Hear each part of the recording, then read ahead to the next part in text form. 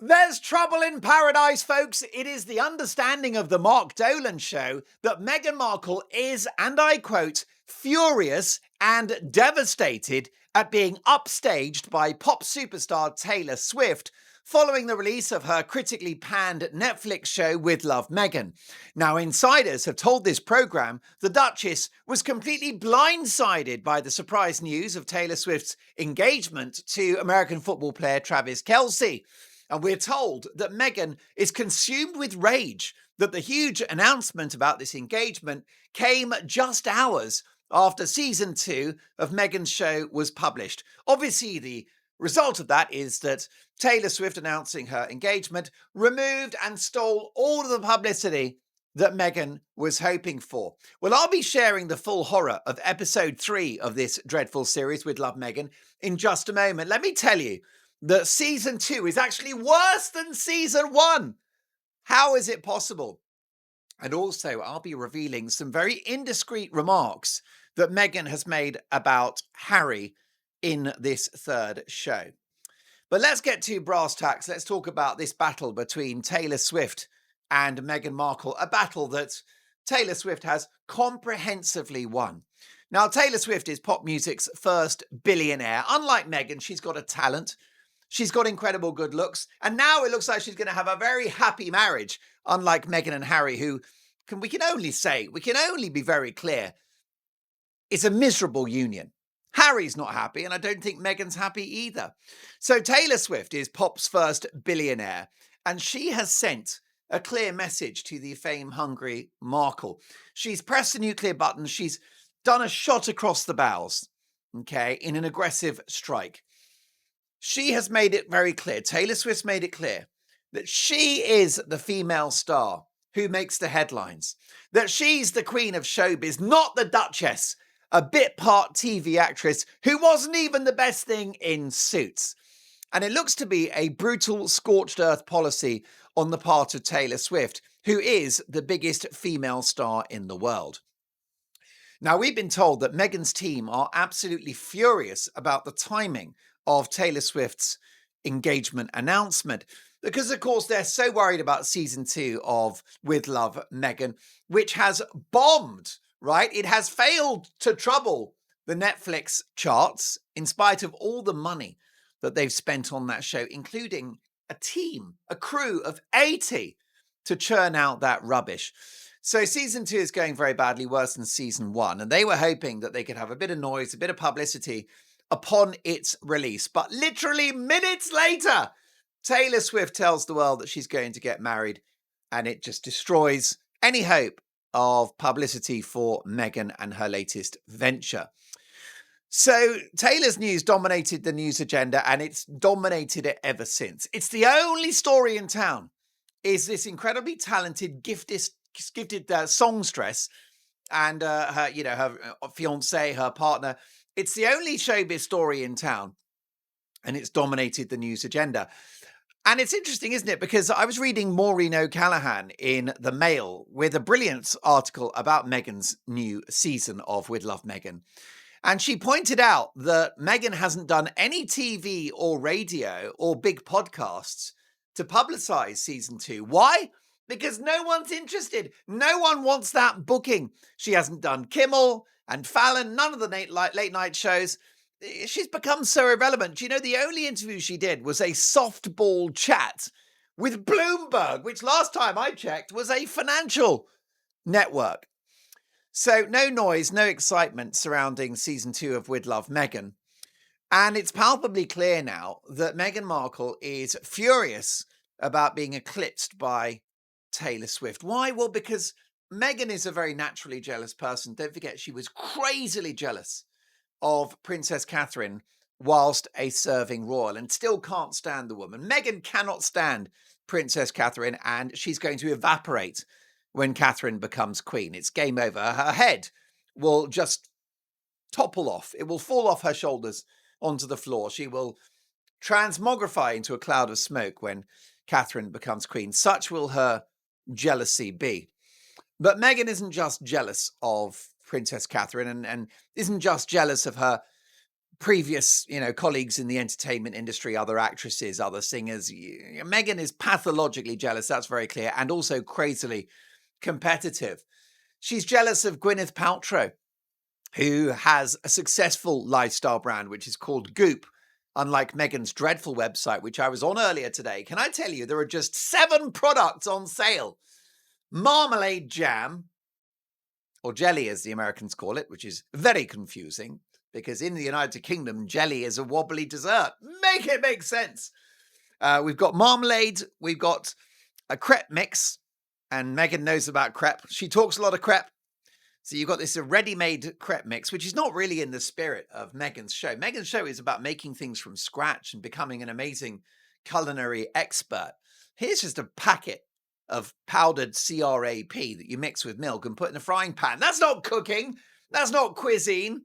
But that's on sale on Meghan's website at the moment. Marmalades, crepe mix, her shortbread biscuit mix, again, it's just a powdered food, processed junk and obesogenic.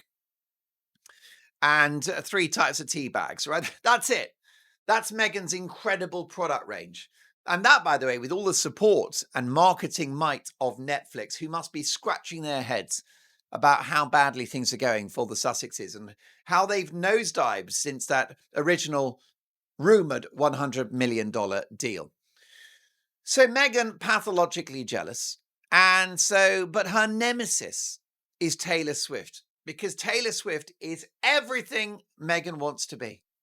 So Meghan is jealous of Taylor's commercial success. Meghan is jealous of Taylor's happy relationship. She and Kelsey are so in love. They're the dream team. Meghan is jealous of Taylor's good looks. Yes, she is.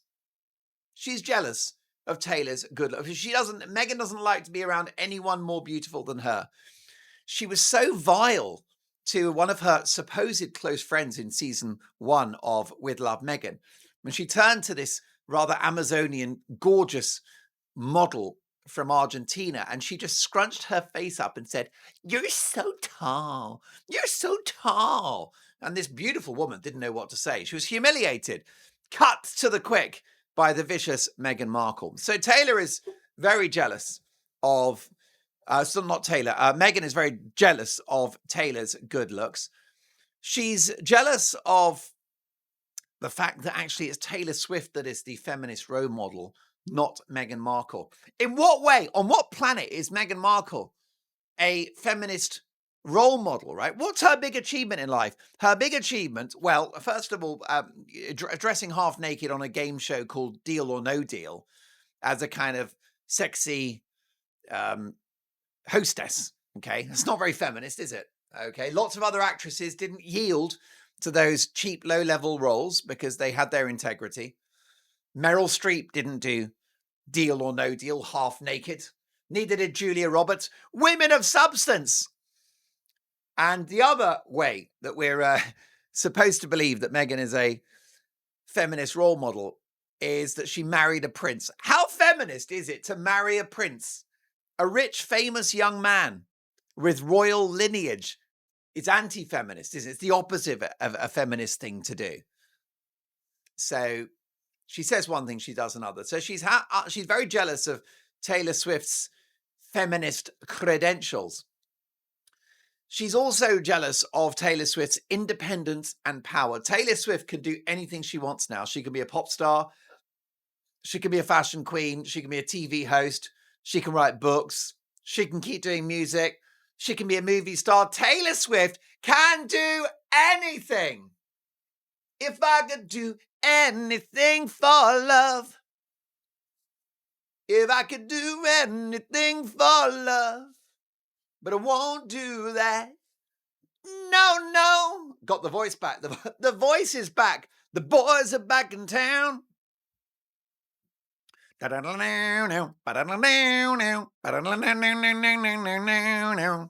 Right, so this is massive. By the way, my full review of episode 2 is coming. It is carnage. Episode 3, season 2 episode. I can't keep up. Meghan's awful show. I've watched it, so you don't have to. I'll tell you what else Meghan Markle is jealous of in terms of Taylor Swift after a brief word from the sponsors of the Mark Dolan Show.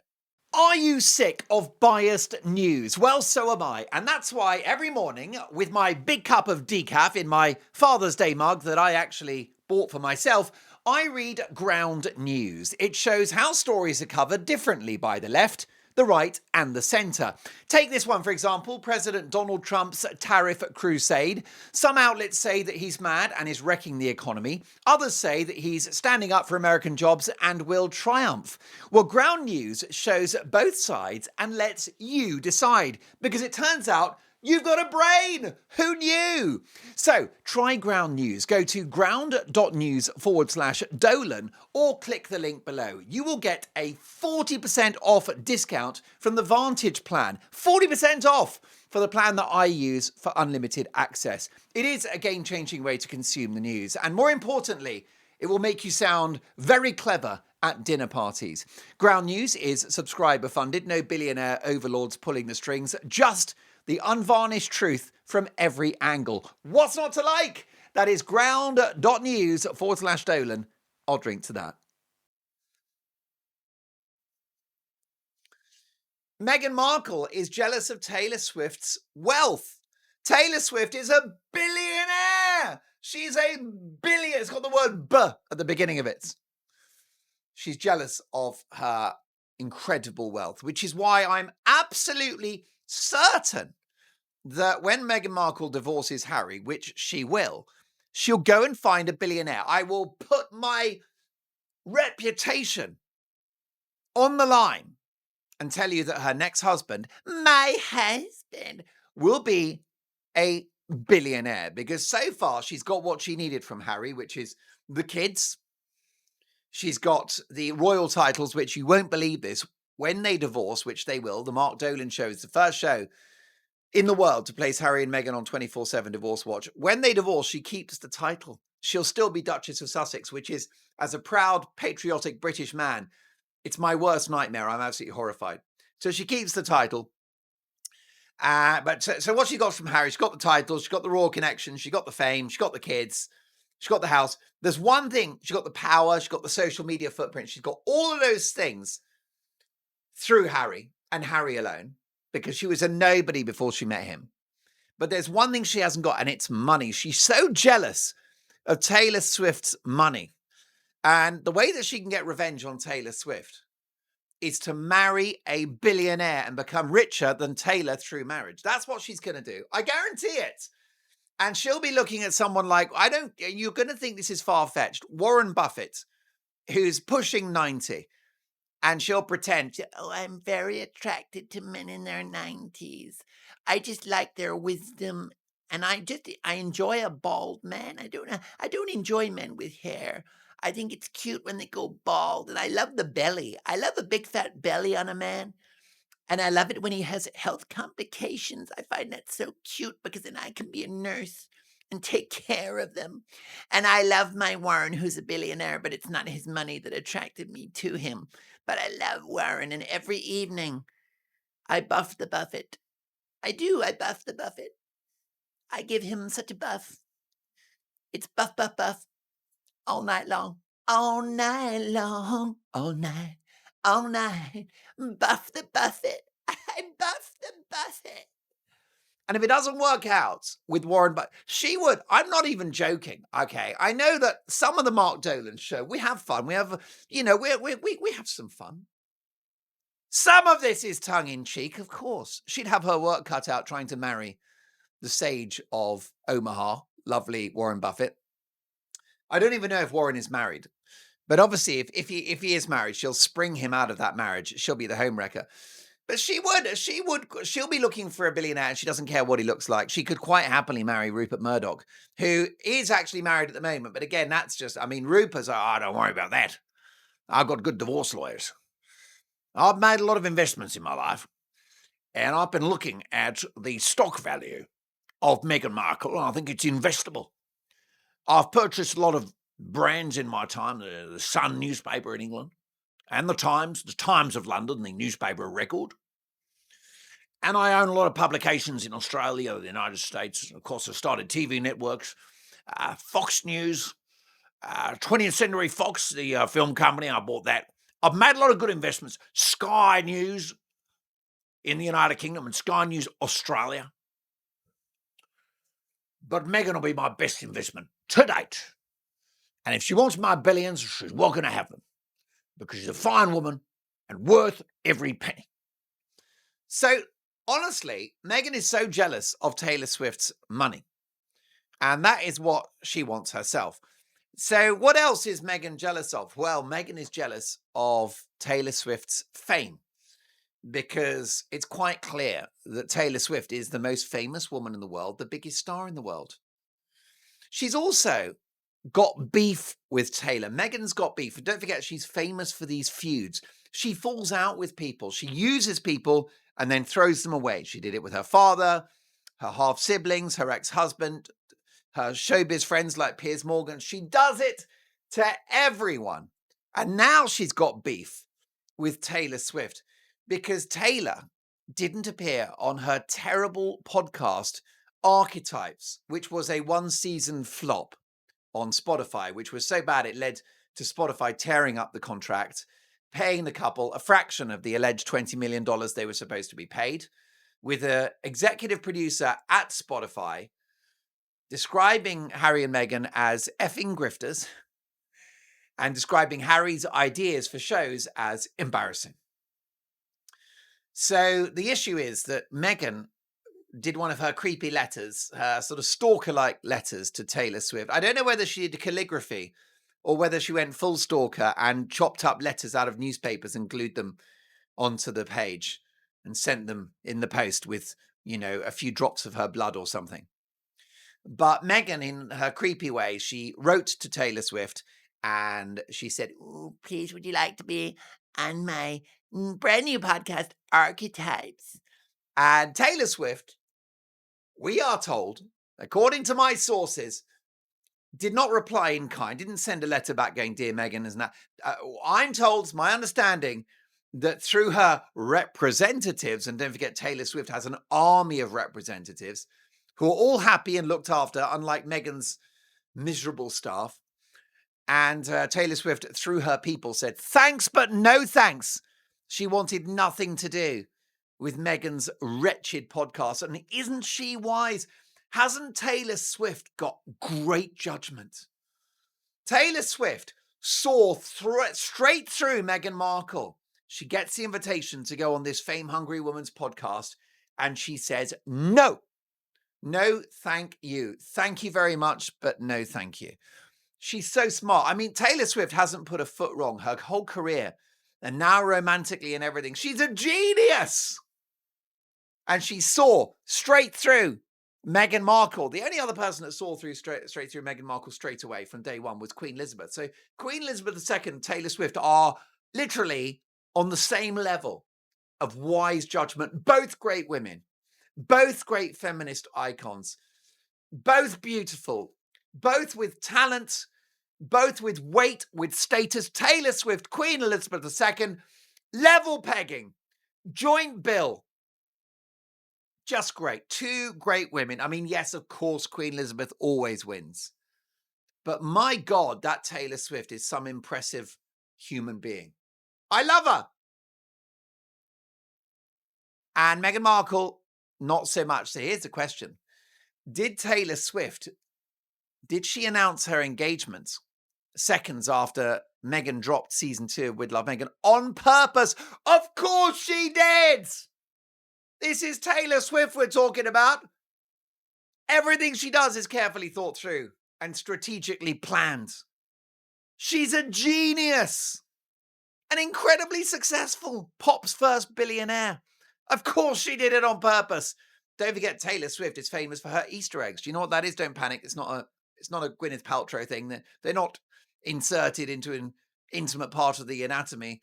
The Easter eggs, that's a euphemism for secret clues about her body of work, about her life and her career that she puts in her music and on the albums and in the lyrics and the song titles. They're called Easter eggs. She keeps her fans, Taylor Swift, she keeps her fans. We know we're not talking about Meghan because there are no Meghan Markle fans. Have you ever met a Meghan Markle fan? Let me know in the comments. Have you ever met a Meghan Markle fan? By the way, great to be back in the studio. Thank you for following me on my Italian adventure.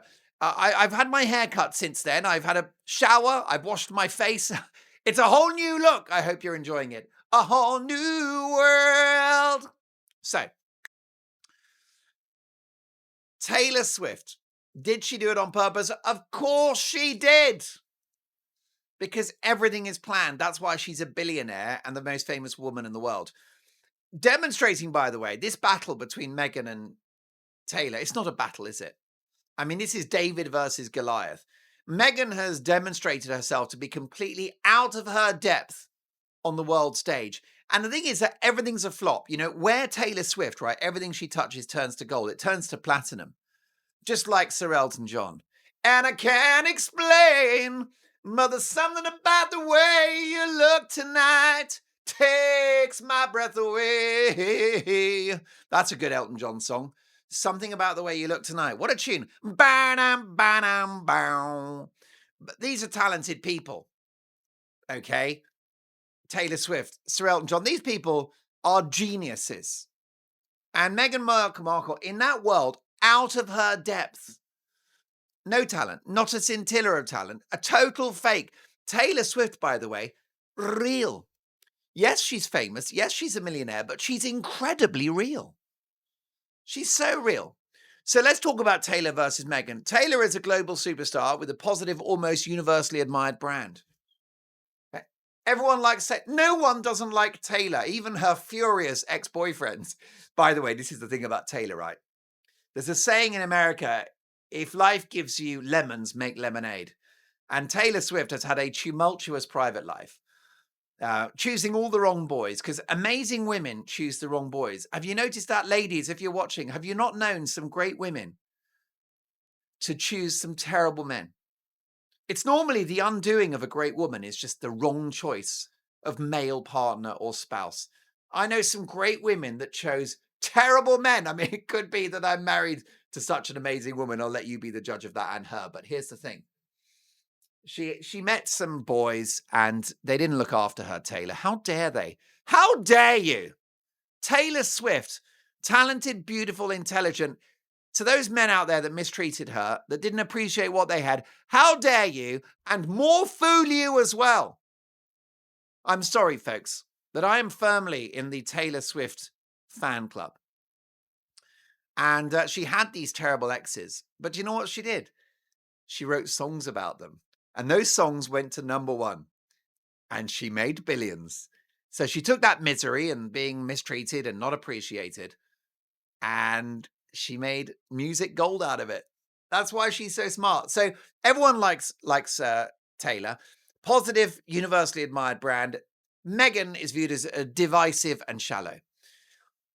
Taylor is known for storytelling, artistry, reinvention. Meghan doesn't do reinvention. What Meghan does is tries one project and it fails. Then she does another project and it fails. We did Archetypes podcast, Confessions of a Female Founder, With Love Meghan, the As Ever brand, which has no inventory at the moment, 7 products, including marmalade jelly / jam. A disaster. And some hideous rosé from the arse end of Napa Valley that I wouldn't even use to wash my 14-year-old Prius. Okay. The only thing I would use Meghan Markle's rosé wine for, and by the way, there's no dissing of Napa Valley. My incredible auntie lives there. I love Napa Valley. And if I move to America, that might be where I live. I could live in the wine region of the United States. I might have to move to America. I might have to. I may have to. Because 40% of the viewers of the Mark Dolan show are in the United States. It's growing. It'll be 50%. I may have to live there. I may have to move to Australia, where we have a massive audience. This is global, by the way. I could move to so many locations where this show is big, including the Republic of Ireland, the United Kingdom, my country of birth, South Africa, New Zealand, Canada. Canada! I kid you not. So, she's renowned, Taylor, for her storytelling, her artistry, her reinvention. Fans see her as authentic and hard-working, and she is. So I was just going through the list of the things that everything Meghan touches turns to mud. Nothing has worked. except when she attacks the royal family via a TV show or a podcast. Then it works. It's all she's got, and it's all Harry's got, which is why I think the royal family should be very worried, because a desperate Harry and Meghan in a year or two's time are going to go back to the royal well in order to keep those bills paid. Taylor Swift, known for her major milestones, the Eras Tour, biggest tour in history. She's a cultural icon. Talented, relatable, generous with her fans. Meghan Markle. Her fame is rooted in marrying a prince. She's considered calculating, divisive, opportunist. Her big milestones, right? So Taylor's had the best-selling albums and the global tour, which even beats Sir Elton John's tour, which is quite something. Imagine selling more tickets than Elton John. That's quite something. What are Meghan Markle's great achievements? The Oprah interview, the Netflix doc, and a Spotify deal which collapsed. The perception of Meghan Markle, polarizing, fame-hungry, and difficult to work with.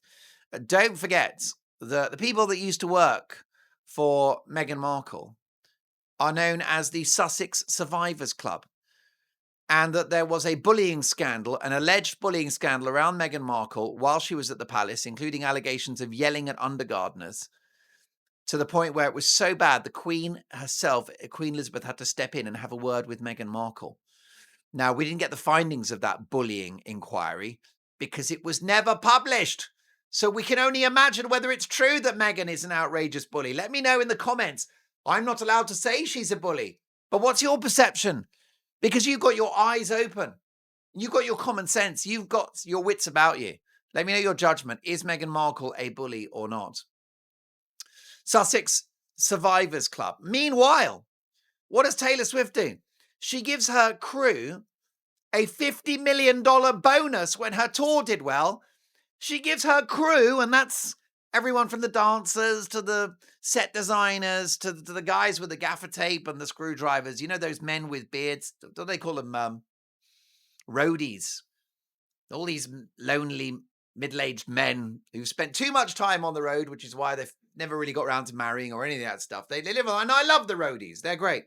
And doesn't Taylor love the roadies? Because she gave them a share of $50 million. And Taylor Swift, with her music and her approach, she brings people together. She got talent. She works hard. What does Meghan do? Marries famous people, and that's it. So it's pretty wild, the difference between these two women. And it was extra clear just how different these women are when I was watching episode 3 of With Love Meghan season 2, which opens with Meghan in a bookstore, which, by the way, is completely empty. Now, I don't know why the bookstore was empty. I wonder whether the intellectuals of California who enjoy reading took one look at the Duchess of Sussex darkening the corridor of their favorite bookshop, and they just made a run for it. They just jumped straight into their Teslas and got out of there. They got out of there, baby. The bookstore was vacated. I think Meghan Markle is so unpopular where she films somewhere, they don't have to clear the space. People just leave. They run for the hills. Oh my goodness, it's that Meghan Markle lady. Let's get out of here. Yikes, Scooby. Let's get out of here. Scooby-Doo. Yikes, Scoobs. Let's get out of here. So she's in a bookstore on her own. And of course, it's no normal bookstore. The bookstore was created by her friends, Jennifer and Victoria, because Meghan doesn't know anyone normal. She doesn't know a guy that just, is in charge of, public sanitation, or she doesn't know any plumbers or electricians or any of that stuff. Meghan doesn't know any normal people. So even the bookshop she goes to is one owned by her amazing friends, Jennifer and Victoria. And she goes to the bookstore because she wants to buy a gift for her guest on today's show, who is a lovely man. He's a TV broadcaster and fashion guru called Tan France, who I was charmed by. Love the guy, no problem. She's going to buy books, even though she's never met Tan. She's going to buy books for Tan's kids. Right? Tan's got 2 children, Isaac and Ishmael, who I'm sure are delightful children. And Meghan's buying children's books for them. She's buying books for the children she's never met, whose father that she's never met, right? That's how preposterous this whole thing is. And she's in the bookshop and she's looking around for children's book. What she should do is have a look for a copy of Spare, Meghan. See whether there are any copies of that traitorous tome. I think you'll find they're in the bargain bin, selling for $3 with a stamp saying reduced to clear. Return to sender. Address unknown. So she then buys these books for two kids that she's never met who belong to a guy she's never met. Can't she get people on her show that she actually knows? She talks at the beginning about how, she's so excited about making a new friend, Tan France. Now, that is code for she doesn't have any other friends. So she's got to have, it's weird. This show with Love Meghan, the implication is it's her social circle. But there's no one on there that she knows. It's a bunch of strangers. They're not your friends. Don't forget Chrissy Teigen, her close friend, that she hasn't seen in 20 years. As the excellent Maureen Callahan points out in her Mail column, if you haven't seen your friend for 20 years, that's not your friend. Okay? That's not your friend. It's impossible for the person you haven't seen for 20 years to be your friend, because that's not what a friend is. Anyway, so she buys some old rubbish for the kids, couple of books, probably full of woke propaganda, knowing California. So careful. God knows what the messaging is of those books, but we'll see. No doubt it will confuse little Isaac and Ishmael no end. And she reveals, so she does that, she's doing the wrapping. And she said very tellingly, she said that the best thing about the gift is actually the presentation. She said half the battle is presenting the gift well. I totally disagree, by the way. I don't care about the wrapping. I'm all about the gift. What's inside? Wrapping paper? Flowers? Special bows? Ribbon? You put it in a carrier bag. I don't care. Just give it to me straight. I'm all about the gift. The present, the wrapping. Seriously. I could care less, as the Americans say. I could care less. So she does this wrapping, all fancy schmancy. Because, of course, she's got loads of time on her hands because Meghan has no job. And as Harry especially has no job. By the way, the reviews for season 2 of With Love Meghan are worse than season 1. The crazily woke Guardian newspaper, which is more left-wing than the Communist Manifesto, hated it. So Meghan's lost all of her natural supporters, even the Guardian of the United Kingdom. Thanks, but no thanks. They said it was abysmal television. The excellent Lucy Mangan there, well worth reading her article about it. She said, and I agreed with her, that the show is so bad it's good, and it is actually. It's reached the threshold now where it is so bad it's actually terrific. But only if you're a masochist and enjoy suffering, which I do. So she's on this show, she's done her wrapping, and then she talks about how she bought some embossers with the names of Isaac and Ishmael, her guests' kids. So it's something you could buy online, and it's a device which allows you to make an imprint on card, and it stays there. And she's a big fan, and she pointed out, she revealed something which no one else has picked up on. She pointed out that I have an embosser too, and I use it for all of my personal letters and correspondence. Now that's a reminder that this woman has been going around using her royal titles against the wishes of the late Queen Elizabeth II. Don't forget, she sent a hamper to her podcast friend, Jamie Lee, what's her face? Can't remember her name. Don't care. No, don't get me wrong. She's a nice, very good broadcaster. It's a very successful podcast, but Jamie Lee something or other. One of her podcast pals, Jamie Lee Kern, I believe it was. Jamie Lee Kern. And she wrote her HRH on there, even though she promised the Queen that she wouldn't use HRH. And that's Meghan. And some people have suggested that, no, she's allowed to use HRH in private correspondence, just not publicly. That's not true. That's a big fat lie. She agreed not to use HRH. It was a title that would be suspended in midair for the foreseeable future. But no, so she's got this embosser and it's got all the royal stuff on it. It's got the M moniker, all fancy royal with a crown on top. And it's got Duchess of Sussex, Meghan, Duchess of Sussex, which of course is how she's credited at the end of the show. And as a proud patriot and British man, it sickens me to the core that she's using titles that belong to this country for fame and for clicks and for dollars, even though she's invoking the imagery and the iconography of this country and our great institutions, even though she's done so much damage to that very institution of the monarchy. It's hideous. But there you go. So she's got her embosser and it's all of the, the big M and the crown and Meghan, Duchess of Sussex, and a big for Meghan. Shocking. So Tan France is a fashion expert TV star. He was on a show called Queer Eye for the Straight Eye Guy thing. Queer Eye is how it's nicknamed. I've seen clips. It looks very entertaining. I've got no problem with that show. But he's not her friend. Okay. But he's on the show and then they do this ridiculous cuddling and then suddenly they've immediately bonded. Brilliant. Interestingly, Meghan's choice of music in this show, there's one particular song and the lyric goes, "Here I am, a girl with a good vibration. I will never face frustration. Life is too short." She's sending out her little signal there that I'm a little survivor. I'm a real life Gloria Gaynor. Here I am, a girl with a good vibration. That's right. Meghan's saying I'm a good person. I will never face frustration. That's right. I won't be thwarted. I won't let the critics get me down. Life is too short. Meghan with her philosophical moment, don't make me laugh. What a wild hypocrite she is. So just before Tan France comes, she's like, what will my new friend want? Because, of course, she doesn't know what her new friend wants to eat because he's not her friend and she's never met her. So she's now been reduced to guessing about her guests on her own TV show. I don't know who the frigging hell this guy is. So I've got to imagine what he wants to eat. What the show should be is, hey, here's my friend Dave, and I went to school with him, and he loves burgers, and we're going to have some great burgers today. That's what you want.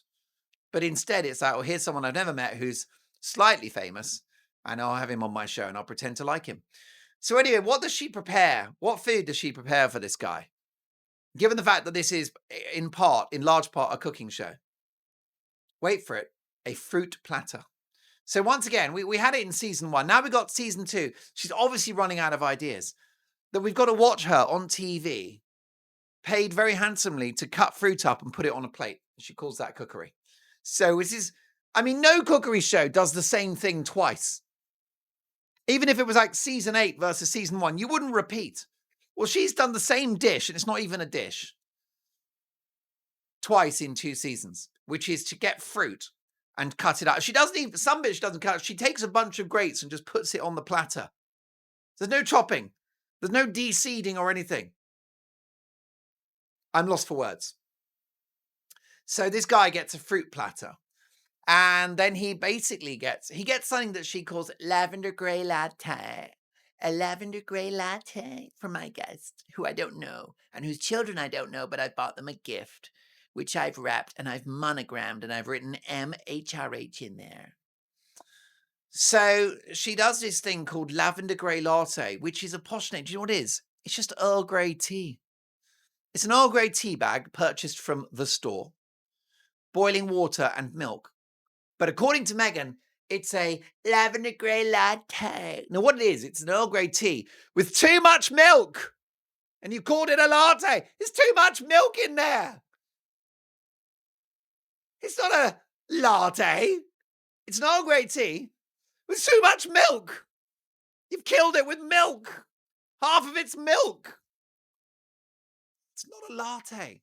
A latte is an Italian word for hot milk with a small amount of coffee in it.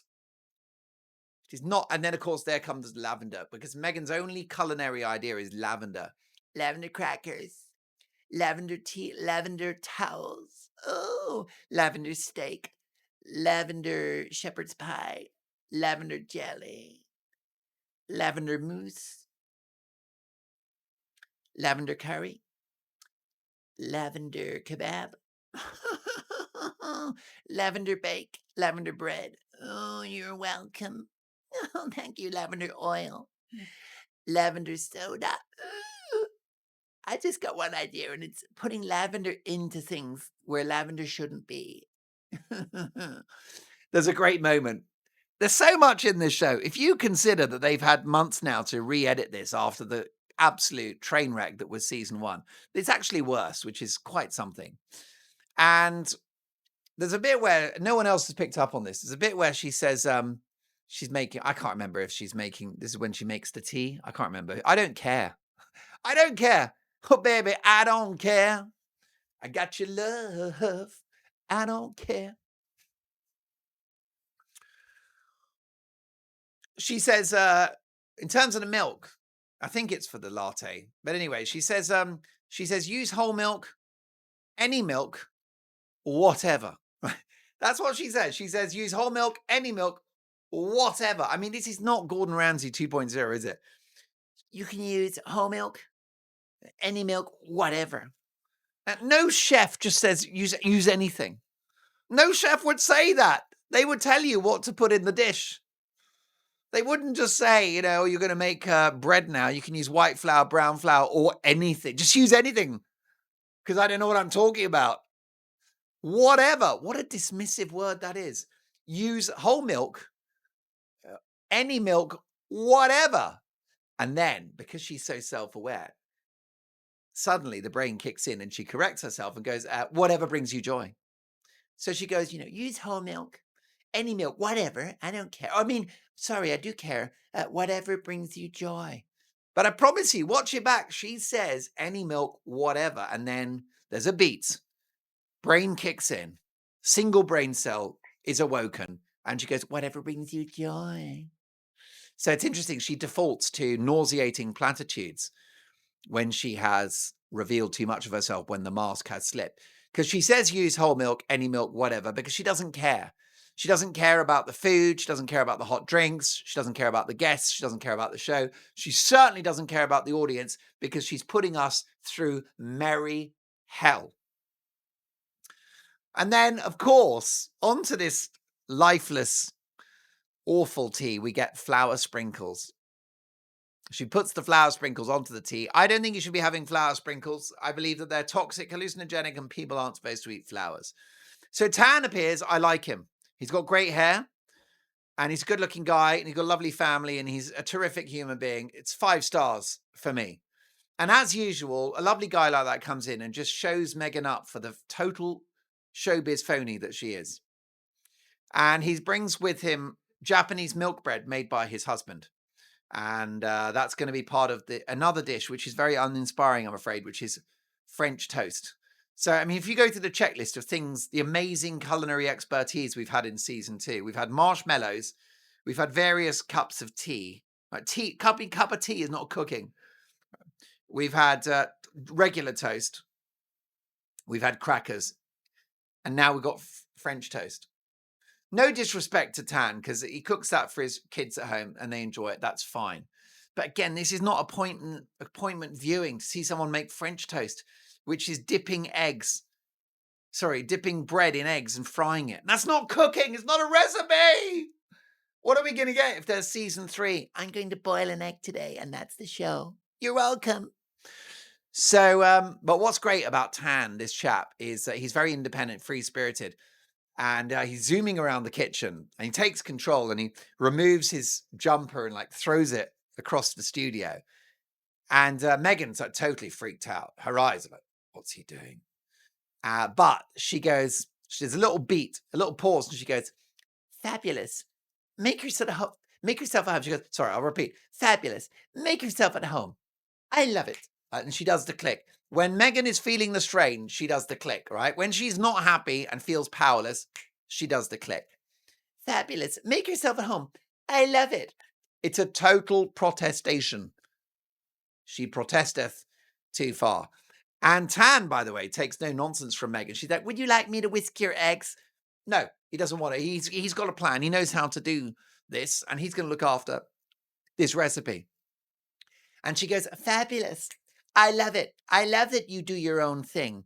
Of course, the opposite is the case. She doesn't love it. She hates it because she is a total control freak, which is why she does the creepy calligraphy and why she puts things into little bags and labels them. She is a control freak and she's horrified by this very real, very authentic, very free-spirited guest. She's horrified by that. She's uncomfortable.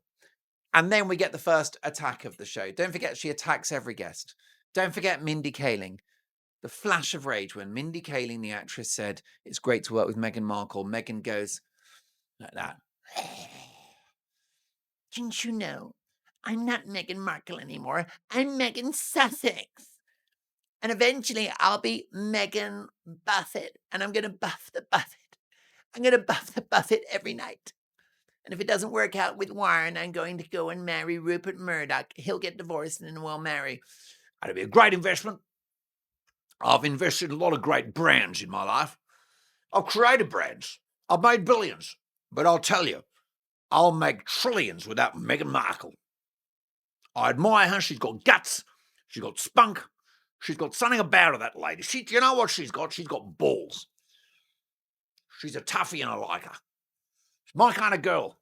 Meghan Markle will become Rupert Murdoch. Best investment I've ever made. Oh, Rupert, I love because I don't call him Rupert. I call him R. My husband. So we get the first attack of the show. And she does this with every, oh, you're so tall. Or, don't you know I'm not Meghan Markle? Every show there's an attack on her guest. That's how pathological she is. And she says to Tan, she goes, you're full of beans. Have you had coffee already? What a terrible thing to say to your guest. You're full of beans. Have you had coffee already? She's telling him that he's hyper. He's not hyper.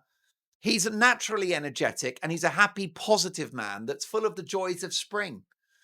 But she's got to say, you're full of beans. Have you had coffee already? Imagine telling him on camera in front of the 11 and a half people watching this show that he's a bit wired, that he's too hyper. It's so obnoxious. It's so aggressive. You are full of beans. Have you had your coffee already? How dare she treat her guests like that? And I felt so sorry for him. And you could see he was crushingly embarrassed. He smiled. But in those eyes, he looked a bit broken. He just said, oh, I'm naturally, enthusiastic person. You're full of beans. Have you had coffee already? That was a vile attack. I was horrified by that. And the reason why she's not happy, he's upstaging her, just like Taylor Swift has upstaged her. Everyone's upstaged her. Why? Because she's out of her depth. You might not know who Tan France is, this fashion guru, but he's accomplished at what he does. And he's a big star in his own area, in his own category. So, he outclasses her. All of the guests on her show have outclassed her.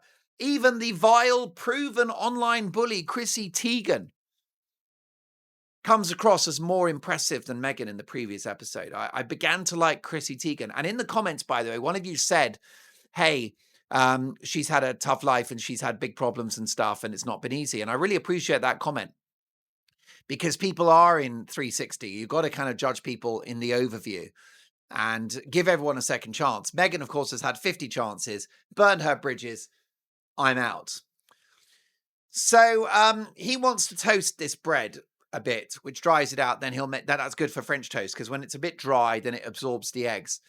But she insists on eating it untoasted. She ignores his request to do it his way because this is his recipe. And she just hoovers up this bread. And she goes, it's delicious. And then she goes, it felt almost scripted, this bit, right? She goes, it's easy to make, right? She goes, is this bread? Is it easy to make? And he goes, no. He said, it's a complicated bread to make. So she, is it easy to make this bread? And he goes, no, it's a very complicated recipe. And she goes like her worst acting, because she is, by the way, can I just put it out there, that Meghan's a terrible actress. She's a terrible actress. She's a terrible, terrible actress. She's a terrible actress.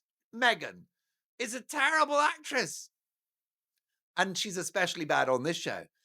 At least with Suits, she had some professional people around her and they could edit and cut around her terrible thespian abilities. But on this show, she got no such protection. So when he says, no, it's a complicated bread to make, she goes,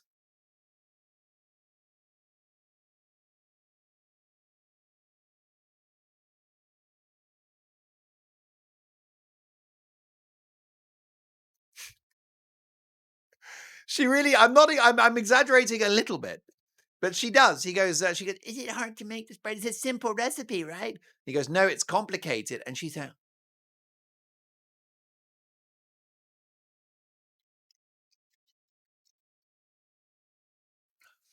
and then she goes, no, stop it. Now, she does that sometimes. This is her little trick. This is a little bit of language to sound exciting. No, stop it. Now, this isn't like, this is the guy. You'd imagine that he'd just said, I'm going to, I've invented a cure for cancer, right? No, stop it. Or I'm going to fly to the moon tomorrow, right? No, stop it. No. He just said the bread recipe is quite challenging. And she comes in with her stock line for pretend drama, which is, no, stop it. That's what she says. No, stop it.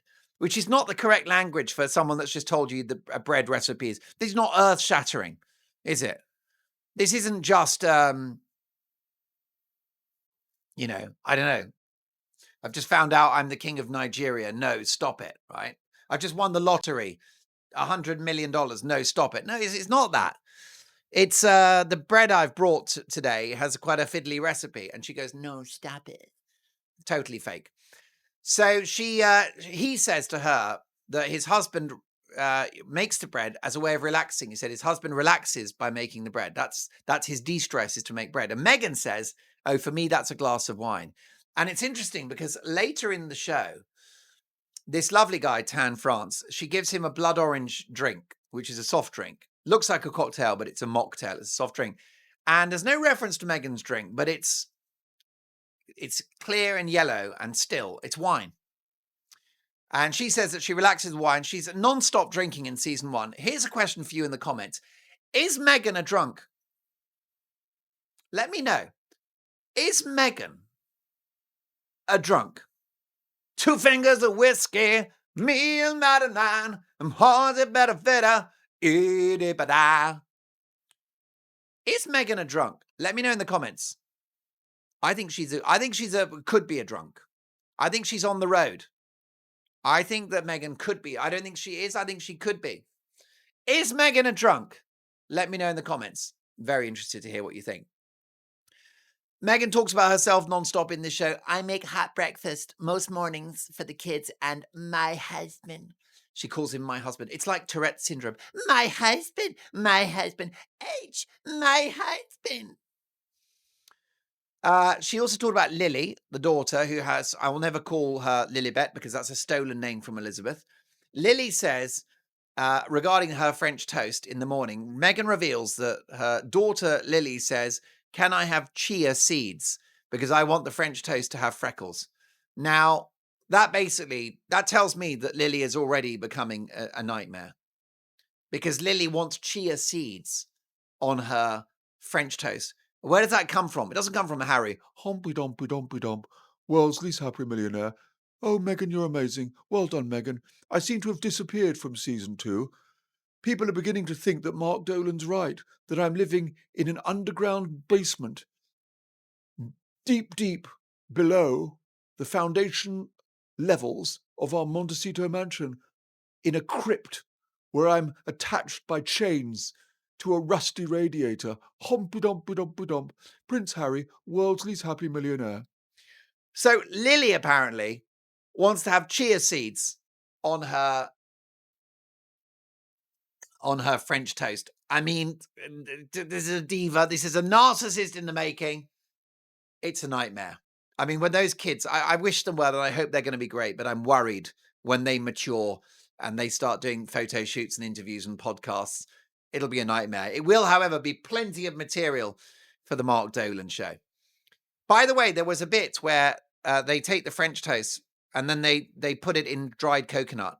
Is it just me or is dried coconut absolutely disgusting? Let me know in the comments. Do you like desiccated coconut? I detest it. I can't bear it in chocolate. I don't want dry. I can actually eat fresh coconut. The essence of coconut and dried coconut, thanks, but no thanks. I'm weird. I'm specific with coconut. Coconut milk is fine. It goes in a lot of curries. And the raw fresh coconut is good. And I don't mind coconut water, but not dried coconut. I think something happens when you dry fruits. I'm not that keen on flakes of dry banana, but bananas are good. Anyhow, we don't have time for this. We're wrapping up the show.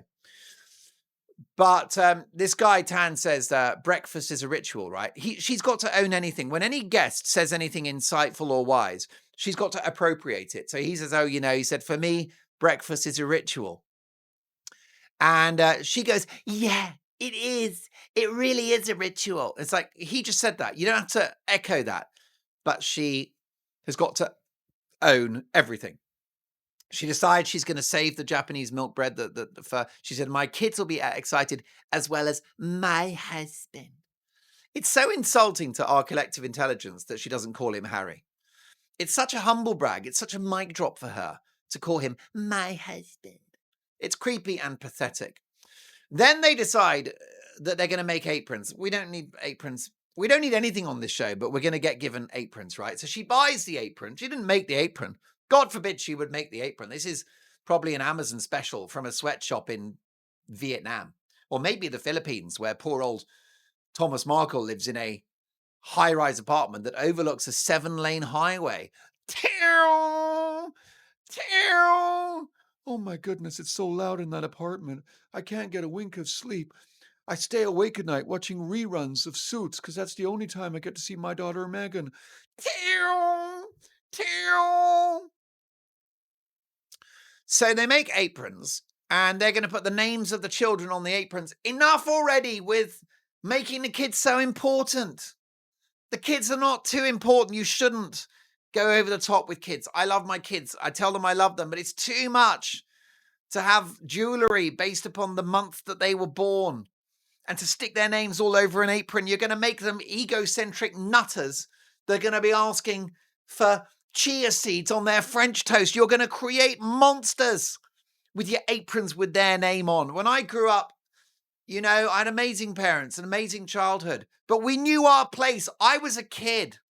I was not elevated to this amazing status like Archie, whose blinking name is in the name of their production company, Archwell Productions, and Archetype, the podcast. It's all Archie's name, right? This kid's literally just come out of the womb, and his whole name has been attached to a number of brands owned by the Sussexes. It's so wrong. Your children should know their place. They're kids. And yes, we love them and we tell them we love them, but they are children and we are adults. And there's a hierarchy and there's a status difference. We're the big ones and they're the little ones. It's so wrong to elevate the kids like that and their names on the bloody apron. Sorry, guys, I'm furious about this. And then he says to her, were you a craft kid? Were you into craft as a kid? And this is the other odd thing about the show. The guests wind up interviewing her. She's supposed to talk to them. She's supposed to be interested in them, but they interview her because it's all about Meghan. And it's insane because this guy, Tan France, knows a lot about fashion and style. He's a genius, another genius. He's a very, very smart guy and very proven and very talented in a competitive field of fashion. And Meghan didn't get the memo, by the way, because for some reason in this show, she's wearing cardigans a lot, which I think is, you're in California, dear. You can, dress for the summer. It's not necessary to wear a cardigan. And what are you going to wear, a duffel coat next time? I mean, seriously, it wasn't a great look. I thought it was very dowdy, her look. But I'm not an expert on fashion, as you know. What do you think of how's the hair? Is it all right? My hair was, a lot of you were upset by my hair whilst I was in Italy. And listen, the truth is, right, it was a disaster, my hair. It was a disaster. It was a disaster. It was a disaster. But the truth is that, I belong to you, right? And I give you me. This is it. This is it. This time I know it's the real thing. So I'm on holiday and I've been in the sea and my hair is all scrunchy and messy. And I was just like, I give of myself to you. And there's no fakery. What you see is what you get. including the ocean hair. And what was described brilliantly by one of my viewers in the comments as my shower singing. And I can't explain. It is. It's shower singing. You're so right. You see, you are a genius. We're talking about geniuses. You're the genius. The viewers of the Mark Dolan show, because you see through Meghan, you see through the politicians and the media elite, you see through it all, and you don't take any rubbish. Listen, I've got to wrap things up. But just before I go, so they make the aprons that we don't need, purchased from a sweatshop in Vietnam, near the Philippines. And they talked about being parents. I've got no doubt that Tan is an excellent parent and lovely kids, lovely husband. Beautiful, right? Very modern family, happy days. But she said that she's worried about when her kids are older, she's going to miss them so much. I'm going to miss them so much. Well, tell that to Thomas Markle, who's never met them. Thomas Markle, your father, who borrowed, or spent, and probably borrowed, by the way, but spent $500,000 on her education. He's never met Harry, your husband, my husband, and he's never met his grandchildren, Archie and Lily. And he hasn't seen you for years because you've dumped him. And you have the cheek to talk about how you would miss your kids when they go away. How does Thomas Markle feel? Then there was the well-publicized bit where Meghan reveals when Harry and Meghan fell in love. Why is she talking about this private stuff? This is personal. Well, because her private life is for sale. So she's asked about, she is asked by him because it's With Love Meghan it's the Interview Meghan show, apparently. And he says to her, when did you fall in love? And she says they fell in love on the third date. I don't know how it can be so time specific, but there you go. And this conversation, by the way, clearly orchestrated by Meghan, right? Because it survived the edit. This would have been cut if Meghan was uncomfortable. She wants this to go out. So Harry and Meghan, according to this story from Meghan in the show, Harry and Meghan were in a tent in Botswana. Right, this is before, because I mean, Harry's track record in Africa now is not the best. And don't get me started on Sentebale, which is an organization he co-founded in memory of his mother, Princess Diana, and which is now a smoking ruin of a charity and a public relations dumpster fire. He lost control of his own charity, with Harry being criticised in a report about its governance. So they're in this tent in Botswana, and Tan says, "Who said I love you first?" I don't know whether Tan was told to ask her that, because she was ready with an answer, and nothing Meghan does is by accident. And she goes, "He did. He said it first. He said I love you first, not me." And then she does a smug smile. Right? That's a little victory. That's a victory for Meghan, that the son of Queen Elizabeth, the son of the future King of England, King Charles, is the guy that said, "I love you" to me first. I didn't say I love you first. He said I love you first, which means I was the winner in this hideous power struggle that is my marriage. It's obscene. If somebody asked me who said I love you first, Mrs. Dolan or I'd say it's a matter for us. That's a private matter. It's not public information. It's disgusting and it's indiscreet. And it demonstrates, by the way, that Meghan is going to dish the dirt on Harry like crazy when they divorce. When the TV show, the Netflix TV show, Meghan My Story comes out, accompanied by a book published by HarperCollins, which is owned by Rupert Murdoch, I'll publish that book. Meghan's got a great story to tell. It's a great story. It's front page news all the way. I'm going to get divorced. I'm going to marry Meghan Markle. Once she's finished buffing the Buffett, I'll be next. She'll buff me. She'll buff the Murdoch. She'll buff the Rupert. She'll know what she'll do. She buffed the Buffett and she'll rub the Rupe. That's correct. She'll rub the Rupe. But she for several years, she buffed the Buffett. And then she'll be rubbing the Rupe. She'll rub the Rupe. And she'll rub me up the right way as an Australian media magnate and a global icon of the Antipodes is Rupert Murdoch. And she'll be a great investment. Meghan Markle. Great belief in this lady. Great investment. And she'll rub the Rupe. So, It's obscene that she's so indiscreet. And it demonstrates that she is willing to spill the beans about Harry once they're divorced. She will. Are you kidding? Are you kidding that she'll keep her counsel? Can I quickly tell you about a lady called Renata Blaul? Have you heard of her? Blaul, Renata Blaul, right? Elton John's ex-wife, German lady. Yeah, Elton John's done it all in his life, right? The most famous gay man in the world, still managed to be married to a woman for a few years. Such is his capacity to be interesting and to pack it all in. He briefly married a German lady who, by the way, he married for love. They were deeply in love. I think it was obviously ultimately predominantly friendship, but he adored her and he married her in, I think, 1984. She recorded "I'm Still Standing," and I guess that's why they call it the blues. She was the tape supervisor on the studio sessions of "Too Low for Zero," one of Elton John's great albums of 1983, which had "I'm Still Standing" on it, "Kiss the Bride," and I guess that's why they call it the blues. And I guess that's why they call it the blues. Time on my hands. So they got divorced. There was no prenup. She could have taken Elton to the cleaners. She would have got 50 million, 80 million, 100 million. Do you know what she took? It's my understanding that when Elton John divorced her, she got a house and she got $3.5 million. She could have taken Elton to the clean, but she didn't. What she did is they agreed a settlement which would have a roof over her head and a sum of money in which she could live comfortably for the rest of her life. What a lady. Meghan wouldn't do that. There's no prenup, so she's going to take Harry to the cleaners. And she is not going to be discreet. Renata Blaul has not said a word about Elton John since they divorced. Just think how much money she'd make from the book, Elton and Me. She didn't do it. Meghan will cash in big time. And it's absolutely obscene just to think about it. Next up, before we go, Meghan Markle misses Magic FM in the UK. It's disgusting when she talks about Britain. Just leave me alone. Tan decides to add cayenne pepper to the French toast. First of all, Meghan horrified that he's not sticking to the recipe because she's a control freak.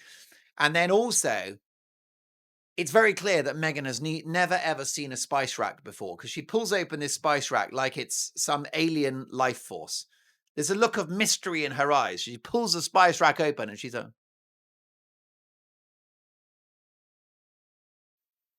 no, stop it.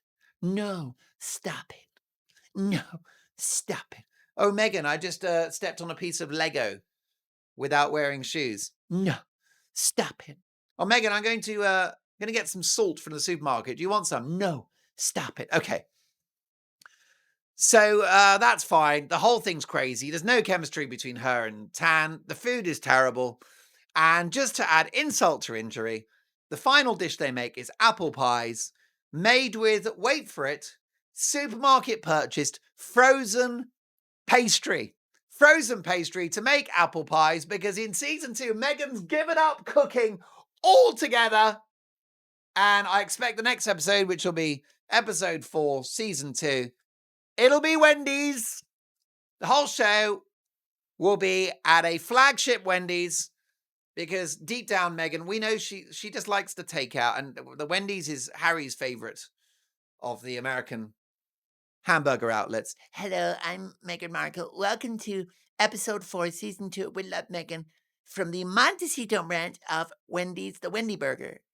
And today I'm going to show you how to buy a Baconator. You go to the cashier, to the help, what do you call them in America? But you go to the server and you say, hi, can I have a vanilla milkshake, please? And can I have some French fries and 2 Baconators and some flour sprinkles to go? Thank you. The world's gone mad. Folks, it's been great to talk. It's been an XL version today. Always let me know, by the way. Let me know what you love about the show. Let me know what you don't love. Because this show belongs to you and me. It's our show. It's the Mark Dolan Show. Can't wait to see you tomorrow for another dollop of common sense and hopefully a tiny bit of entertainment as well. Bye for now. Love your work. I want to kiss the bride. Yep.